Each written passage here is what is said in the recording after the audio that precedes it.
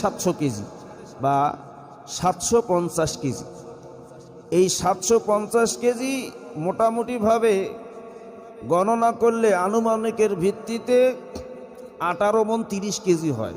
কথা বোঝেন? 18 মণ 30 কেজি ধান হোক, জব হোক, ভুট্টা হোক, খেজুর হোক, এই 18 মণ 30 কেজি যদি আপনার ফসল বাসার মধ্যে ওঠে তাহলে আপনার ওপর ওসর ফরজ। কথা বোঝেন নাই?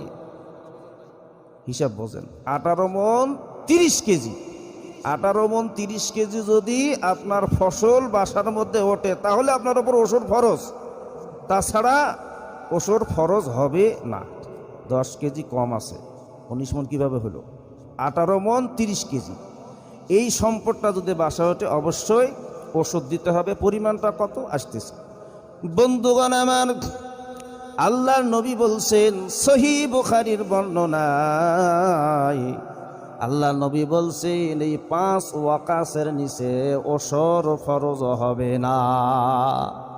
5 ওয়াকাসের নিচে যদি হয় সেটা আপনার ব্যক্তিগত বিষয়, ব্যক্তিগতভাবে আপনি দান করতে পারেন। ইচ্ছে করলে অর্ধেক দান করতে পারেন অথবা সব দান করতে পারেন, সেটা আপনার ব্যক্তিগত বিষয়। কিন্তু যখনই 18 মণ 30 কেজি হয়ে যাবে তখনই আপনাকে নির্দিষ্ট পরিমাণ সত্যের ভিত্তিতে এই 8টা জায়গায় ফসল বন্টন করতে হবে, আপনার নির্দিষ্ট পরিমাণের ফসল। কতটুক পরিমাণ? বাইরে আমার মাসালার কিতাব থেকে বলছি, আমরা যেটা জানি 10 মণে 1 মণ, 20 মণে 1 মণ, এটা আমরা কিন্তু জানি, অনেকে জানি, কিন্তু আমলের বেলায় কমতি আছে। আল্লাহ রাব্বুল আলামিন দুনিয়ার জমিনে ফসল ফলানোর মতন তৌফিক দিয়েছেন, জায়গা জমিন দান করেছেন। এই জমিন থেকে আপনি ফসল উৎপন্ন করে আমার বন্ধুগণ গোলায় গোলায় ধান, মন মন ধান বাসার মধ্যে ঢুকাবেন।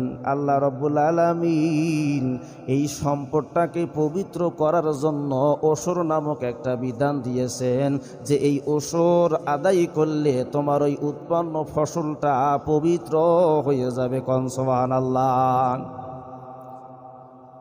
প্রাকৃতিকভাবে শেষ করে আল্লাহ তাআলার বৃষ্টির পানিতে যদি ফসল উৎপন্ন হয় তাহলে 10 মণে 1 মণ আল্লাহর রাস্তায় এই 8টা খাতে দান করতে হবে ওসর।